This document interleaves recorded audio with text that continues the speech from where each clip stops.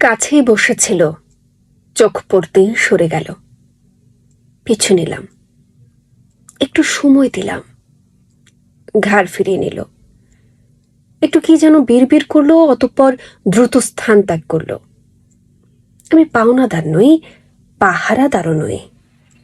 আমি তার শত্রু নই, আপাতত মিত্রও নই, পুরনো প্রেমিক না, তাও নই। সে গোপন সংগঠনের সদস্য, আমি পুলিশ, এসব কিছুই নয়। বলছি একটা কাঠ বিড়ালের কথা, যার অন্তর্ব্যাপী ব্যথা।